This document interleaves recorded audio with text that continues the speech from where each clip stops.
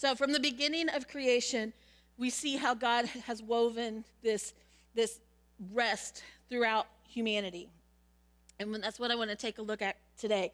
So in preparation for this, I did this really formal, really professional poll. I did a 2-question survey monkey and put it on my Facebook. And I was really interested to see, I wanted to know who feels rested and how do you rest? Like, what is it that you do that makes you feel rested or not feel rested? And so what I found out, I was surprised by part of the responses, but not by part of it. 30% of us are feeling very well rested and ready for life, or we're navigating life fairly well. So some of us, a lot of us, we're like ready to hit the ground running.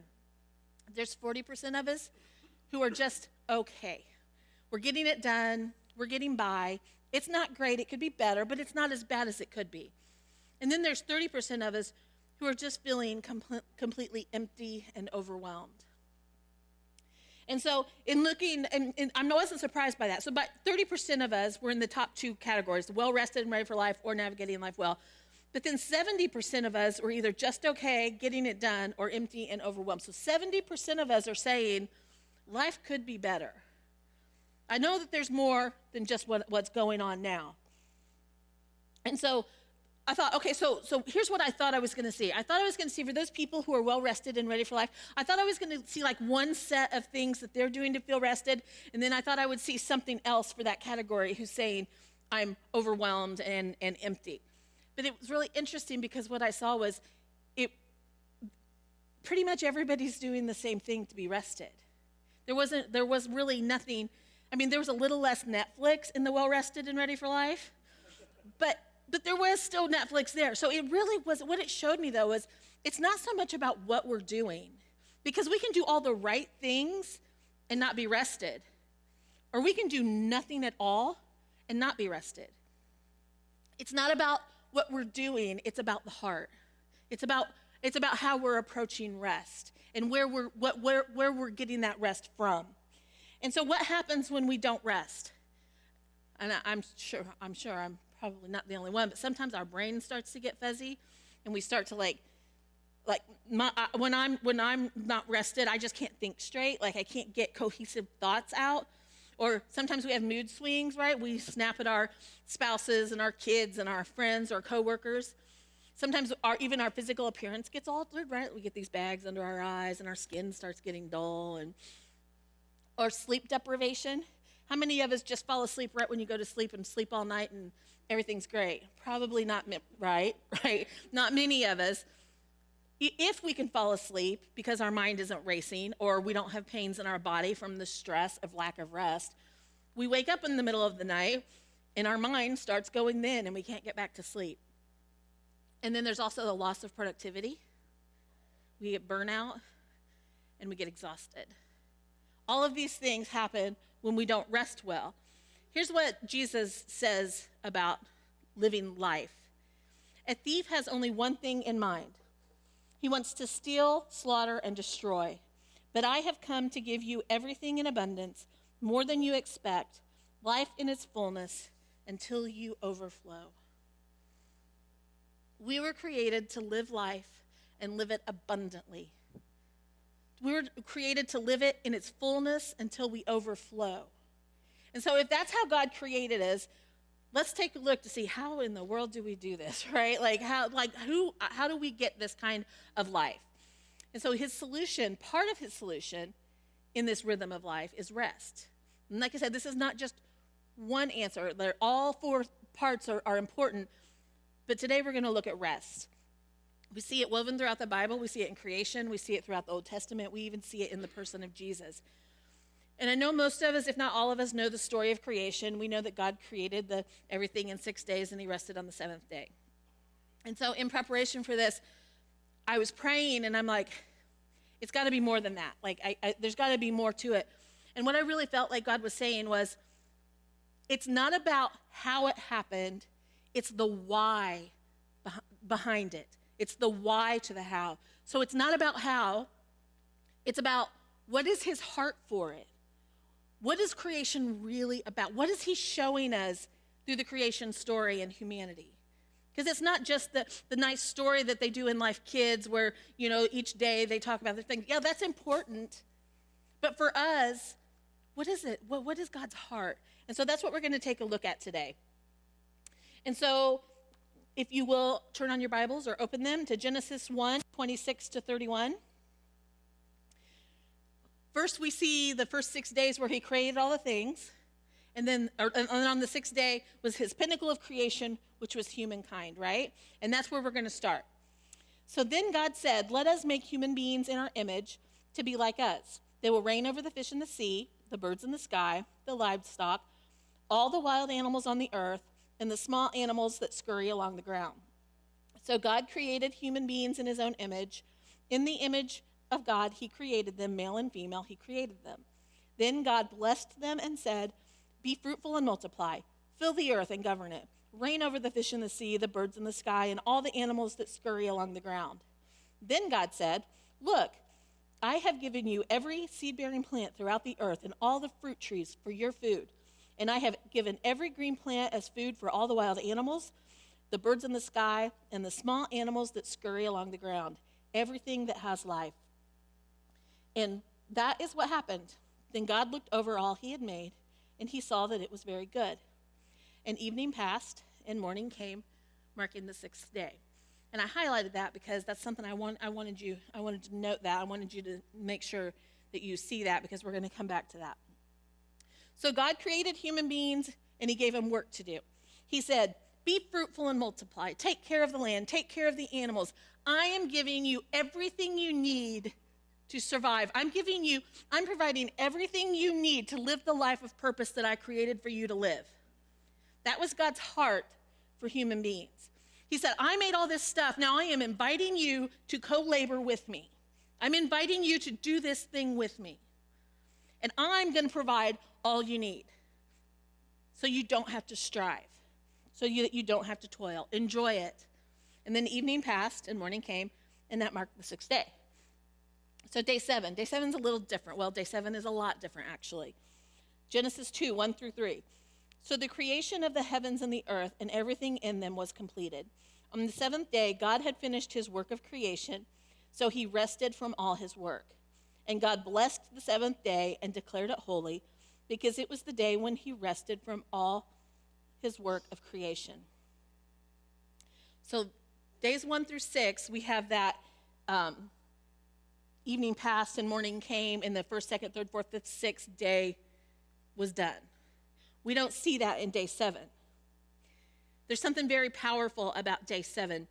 And when I'm reading the Bible, I always ask the Holy Spirit to come and show me, highlight, what is it that you want me to get out of this? Like, what is your heart in this? Because everything in the Bible is very intentional.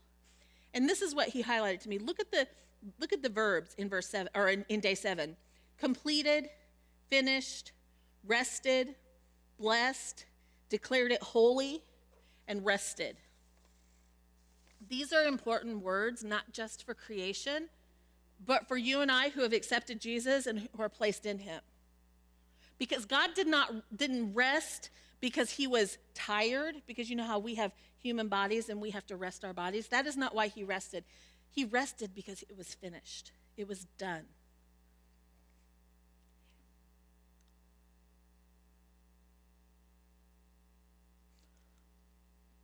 Okay, the next thing, I was jumping ahead in my mind, and so I'm like taking a step back. The second thing that we saw that I just mentioned, the evening passed and the morning came and the day is over. When you see something in the Bible, just another little tidbit, you see a pattern, you see the same thing over and over and over and over, and then suddenly it's different, take note, because there's a reason that it's different. And we see that days 1-6, morning, the evening came in the morning and the day's over because those days are done. However, on day 7, we don't see that because God is still resting. That has not finished. He was not done with that. That is that perpetual rest that God is in, that we are supposed to live from as well. And it's not that he's not active, and it's not that he's not doing things, because he's completely active and he is doing things, but he's doing it from a place of rest. And that's what we are invited into.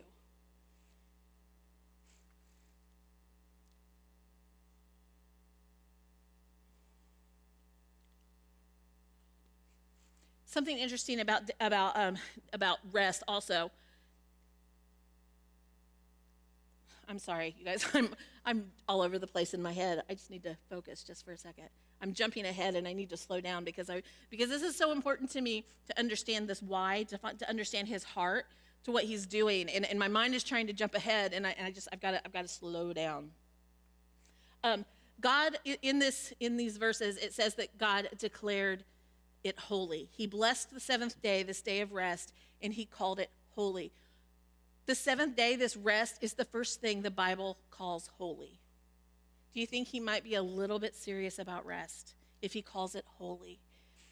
When I was growing up, when I was growing up, my mom used to, on Sunday mornings or Sunday afternoons at 2:30, it seems like every Sunday afternoon at 2:30, she would start getting tired and say that she needed to go take a holy rest. And I laugh at that now because I think back and I'm like, because that's like a running joke in our family, like this afternoon nap, this Sunday afternoon nap is so holy, but God does call it holy. And I don't know how many times I've read this and not realized rest is holy. It's the first thing. God is living from a state of rest. He is our rest. It is a holy thing. And so here's something else that I find fascinating about days 6 and 7. Day 6, man was created, and then evening came, and then morning came, and day 6 was over. Day 7, God is resting. So man's first day being on this earth is in God's rest. Man has never been on this earth doing the things that we are purposed to do without God's purpose being in his rest. I found that fascinating. So they still had things to do. They still had to cultivate the land. They still had to plow. They still had to take care of the animals and name them and do all the things. But it was as a co-laboring mission with God. It wasn't supposed to be this difficult thing. It was supposed to be something that was enjoyable, because then on day 7, there was rest. And so God is saying to Adam and Eve, I've given you everything you need to do this. Everything that you need for your work, everything that you need to survive, every provision you need is there because I've provided it for you. So then, day 7, God rested. And let's look at that word rest and see what it means. In the Hebrew, the word is Shabbat. And I don't know if I say that right or not. Some of you who are more proficient in that area can correct me if I'm wrong. But it means to stop, to cease, or to desist, or some versions even say to recover.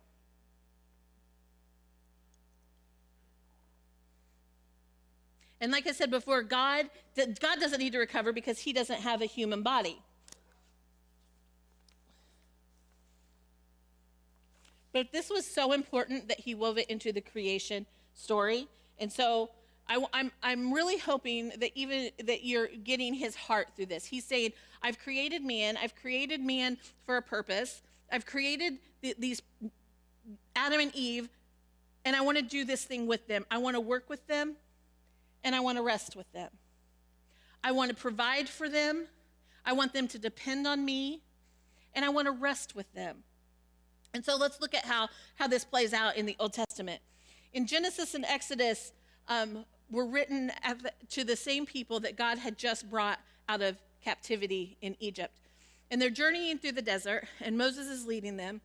And they know God because they know what God has done. But they don't really know God. They don't know his heart. What they know are the rules they're supposed to follow. They know the things they're supposed to do, but they don't really know his heart. And so he's out in the desert, and in this time in the desert is when they're being taught. And I think for a lot of us, we go through these desert seasons because we do all go through desert seasons. Some of us are in desert seasons right now.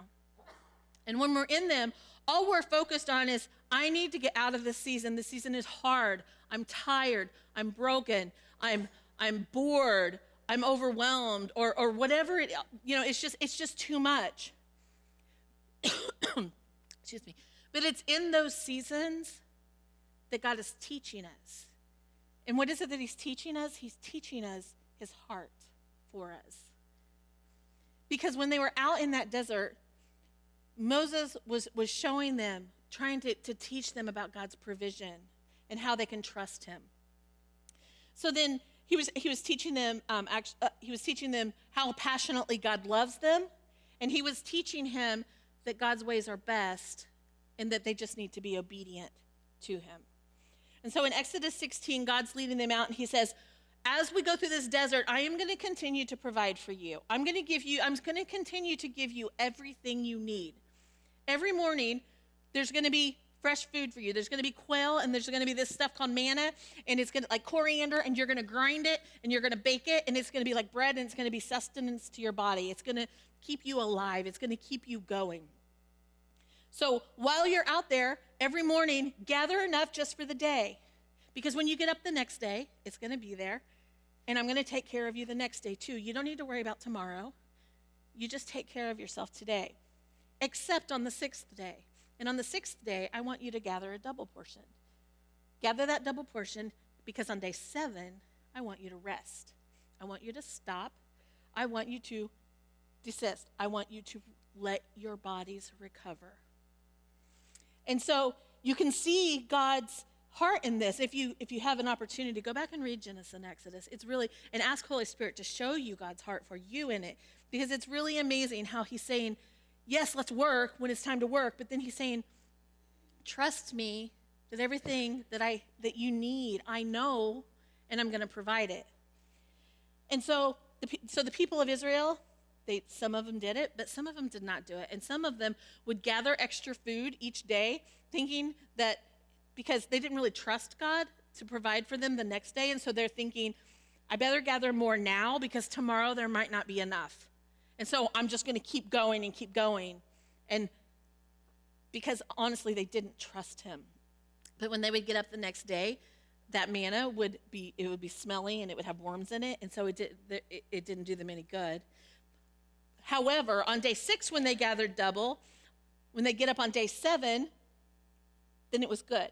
So I know that says something about our obedience and the way God has created us, right? If we do it his way is best. If we do it our own way, then it's just spoiled and not good. And I know that I am speaking to myself in this as well. And so God is so serious about this whole idea of rest that it's built. It's one of his 10 commandments. You put the 10 commandments up. I'm not going to read all of them, but he says, don't do all these things, or don't have other gods before me. Don't murder. Don't commit adultery. But do remember the Sabbath day and keep it holy. So that's as serious to him as don't murder, don't steal, don't lie, don't covet, and rest. It's so serious. He's saying rest, rest, rest. Rest. It's that important to him that it made the top 10. And I think that we know the 10 Commandments and we believe the 10 Commandments and all that, but if we're going to be honest, and I'm just going by what our culture says, our culture really kind of believes in the top 9 commandments, because that whole Sabbath thing, that whole rest thing is not part of our culture really, because we're all like go, go, go, grind, hustle, get it done. And there's really no time for rest, because even then, a lot of times, even rest becomes part of the hustle. But even rest becomes part of the it's got to be bigger, and we get obsessed over things, and we don't have real fulfilling rest. But we see here that God takes rest very seriously. He takes it so seriously that he has woven it into the rhythm of creation and the rhythm of mankind. And so this particular commandment is interesting because he knows our hearts so well, he actually went on to explain it even further. The others, they're pretty cut and dry, but this one, he's like, I know them. They're going to come up with plan B. They're going to figure out a way to rest and still take care of themselves. And so listen to what Exodus 20, 8-11 says. Remember the Sabbath day by keeping it holy. 6 days you shall labor and do all your work, but the 7th day is a Sabbath to the Lord your God. On it you shall not do any work, neither you, nor your son or daughter, nor your male or female servant, nor your animals, nor any foreigner residing in your towns. And then Exodus 24:31 says, 6 days you shall labor, but on the 7th day you shall rest. Even during the plowing season and harvest, you must rest. God is saying, I know that what you're going to do is you're going to follow the rules, and you're going to say, okay, I'm going to rest, but I'm going to have my servants go take care of my business, and I'm going to have my servants go tend to the fields, and I'm going to have my sons and daughters do the baking. God is saying, no, no plan B. I want you fully dependent on me. I want to provide for you. I love you. Trust me. Trust me. Let me provide for you. And so he wrote it in to this rhythm of creation and this rhythm of life, this rest. He made it a commandment. God is after our hearts. Those places where we aren't trusting him, that's what he's after. And I know that rest takes faith, and it is a form of trust. But I also know that trust is not easy for a lot of us. For a lot of us, we've been hurt. I mean, look at what I just shared at the very beginning. Trust is hard. Things happen to us in our life. And throughout our life, we become these people who we don't trust. It doesn't come easy for us. But remember that verse at the very beginning that I read, John 10:10, where the enemy comes to steal, to kill, and destroy. But Jesus comes so that we can have life abundantly, so that we're fulfilled. All that stuff that happens to us happens because we live in this fallen world, and things will happen. I mean, we're never promised that things aren't going to happen. But what we are promised is that God will be there with us, and that he is still good, and that he is still gracious, and he is still merciful. We're going to go through these desert seasons, but when we go through them, we have this opportunity. Instead of just trying to make everything okay all the time, we can stop and say, God, this thing is happening. Will you come be with me in it? I find myself in these recent seasons especially saying, God, show me your heart in this. Like there's this thing that I'm going through that you already know I'm going through, and I will gladly walk through it as long as I know you better when I get on the other side. It's all about the heart posture. And that's not to say you don't want to get better and you don't want that season to end because, oh my goodness, yes, like it's hard and sometimes it's painful. But eventually we get through it. And so then my question is, do we get through it knowing his heart more, or do we just get through it without learning anything else about him? Because I want to know more about him. I want to know his heart. I don't want to be like the Israelites who are out in the desert without knowing him and just going and going and going and not learning more. I don't want to just follow rules. I want to know him. And that's what he wants from us, because it's all about a relationship with him. And that's what this creation story is all about. It's about trusting him and depending on him. I know there are going to be some in here who are sitting here coming up with all the reasons why you can't rest. All the busyness, all the things going on. I know, I get it. Let me tell you just a little teeny bit of my story. I know about not having time. When my kids were younger, I was finishing my degree. I owned a successful medical billing business. I was homeschooling my kids. I was active in my church. I volunteered. I ran a homeschool co-op. I know busy. Like I was frantic at that time. But I also know that during that time, there were days, more than days, there were weeks sometimes where God would allow me to be laid out. He wouldn't make me, but he would allow me to be laid out flat on my back sick because I didn't ever rest. And that was the only rest I got was when I got sick, and it wasn't good enough. I had to know that I had a choice. I could either trust the one who created me and do it according to his ways, because he created me, he knows what I need, or I could do it my own way. And my own way didn't work. My own way never works. Let's just be honest. My way is not good. Our way is not the best way, but God's way is. And so what does rest look like? We have to look to the person of Jesus for this. Remember, Jesus is fully God and fully human at the same time. And it's fascinating to me to read about him because he always seems surrounded by lots of people. He always seems inundated by people with lots of problems. And they're not just small problems. They're like very urgent problems. He's surrounded by like just multitudes, and he barely has time to catch his breath much of the time. And because of time, I'm not going to read the whole thing, but in Mark 1, we see these events happening very quickly, like one after another. He's preaching in the synagogue, and then he's casting out demons, and then he's healing a sick friend, and then at sundown, the whole city comes and gathers at his doorstep so he can minister to them. And this is just one day. Listen to what he does in Mark 1:35. Before daybreak the next morning, Jesus got up and went out to an isolated place to pray. Jesus knew the importance of rest. He knew the importance of spending time with his Father, and he knew the importance of obedience. In Mark 6, we see him sending out the disciples. He'd been walking with them and teaching them, and they've been doing ministry together, and he has taught them the rhythms of life. And so he sends them out to do ministry. And when they all come back together, this is what he says. Then Jesus said, "Let's go off by ourselves to a quiet place and rest a while." He said this because there were so many people coming and going that Jesus and his apostles didn't even have time to eat. So they left by boat for a quiet place where they could be alone. Jesus knew that when the disciples were so physically and mentally exhausted that they couldn't even remember to eat, they couldn't even remember to take care of themselves physically, it was time to rest. It was time to retreat. And he did this before they got to the point where they were so overwhelmed that they were no good, right? That he did it before they got to that place of pure exhaustion in life where they were burnt out. Jesus understood the importance of balance. When it's time to work, focus, get it done, put your hand to the plow, work hard, and do your best. But when it's time to rest, take your hands off the plow and let it rest. Cease and desist. Let your body recover.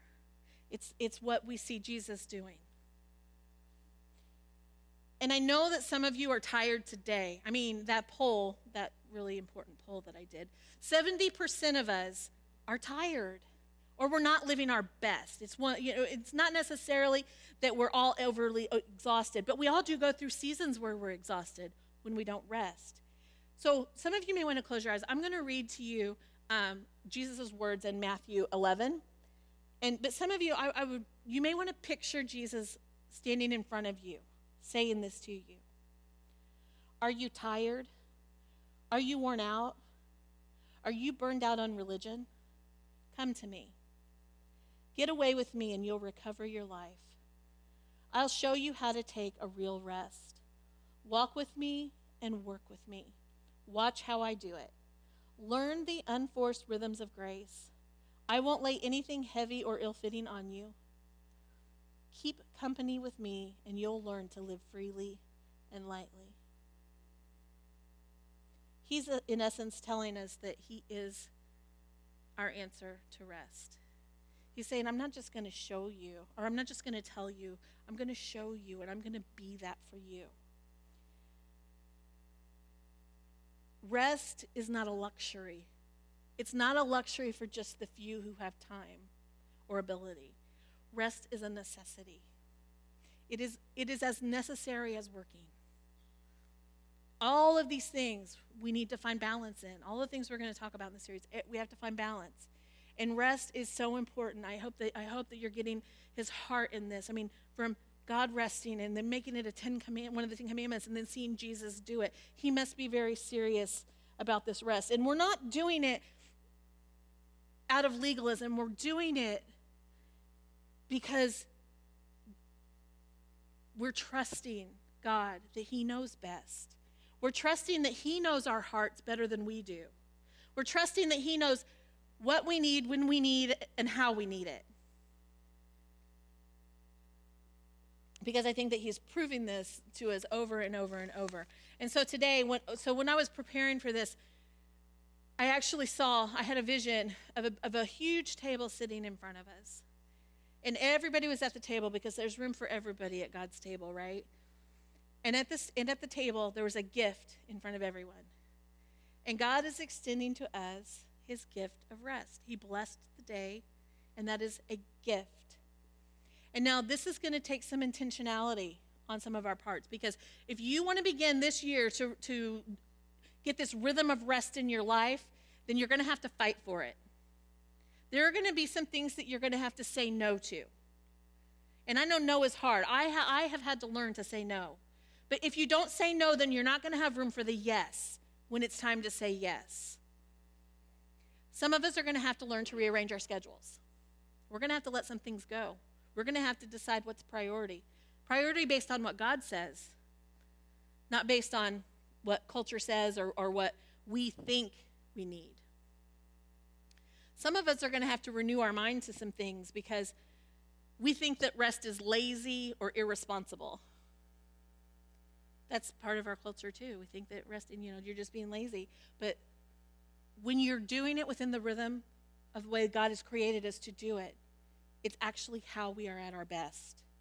And then there are others who are going to have to deal with the lie that we have believed because things have happened through our life, and we think that we're not going to be taken care of.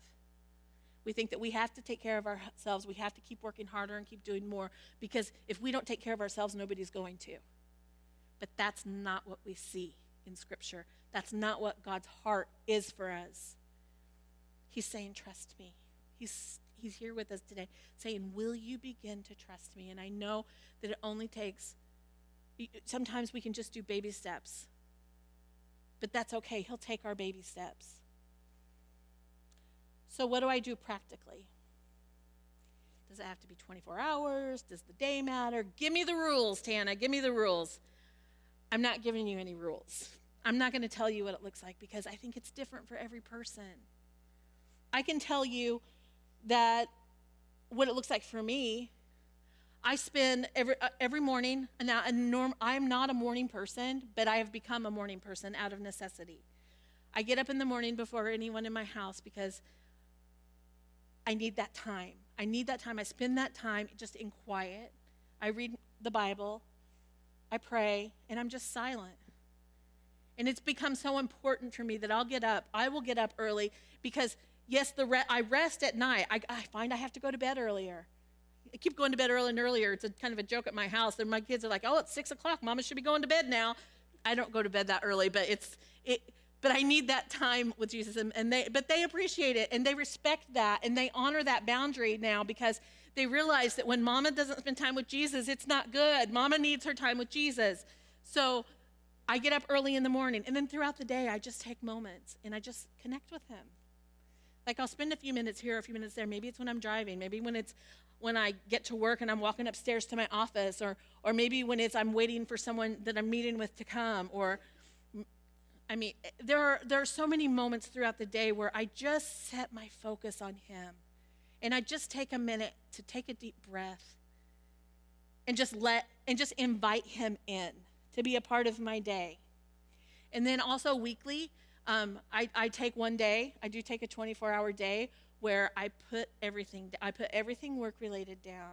I put down my phone, I put down the internet, I unplug, and I just do the things that bring me life.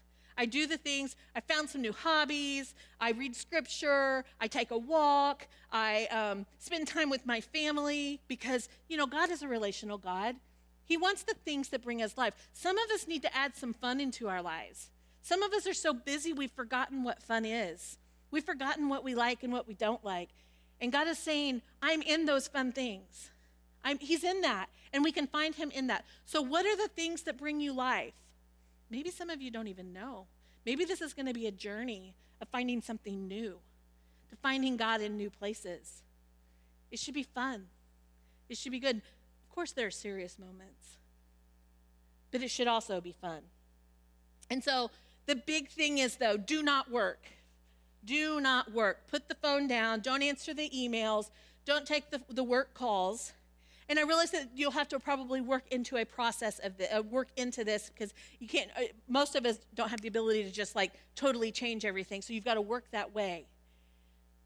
But when you share with people what you're doing and how important it is, they're going to work with you, and you'll find people to come along and help you out. So. In addition, one of the things I do is once a year, I build a Sabbath weekend, and a weekend where I go away on a silent retreat. And I realize that that's extreme. For a lot of people, they could never imagine doing something like that. But for me and my life and the way I live, that's necessary. It's just one of the things that I feel God is telling me to do. It doesn't mean he's going to tell anybody else to do that. Maybe he will. But we all have different things. And so I really hope that you will all seek God's heart to find out, what is it that he's asking you to do? Is he asking you to rearrange your schedule? Is there something that you're doing? Even if you may love it, he's saying, you know what? For this season, I want you to put that down because I want that time with you. Or maybe there's some of us who need to spend more time with our family. Or maybe there's some of us who haven't connected with friends in a long time. I'm sure most of us need to join a life group. I mean, there are lots of things. There are lots of things going on.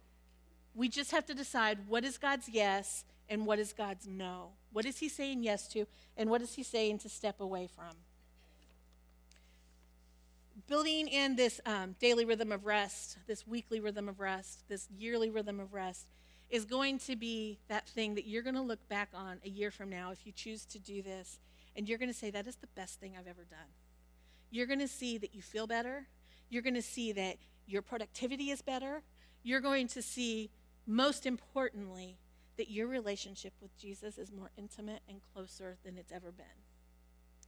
And that's what changes lives. That's how we live from that place of abundance and life overflowing.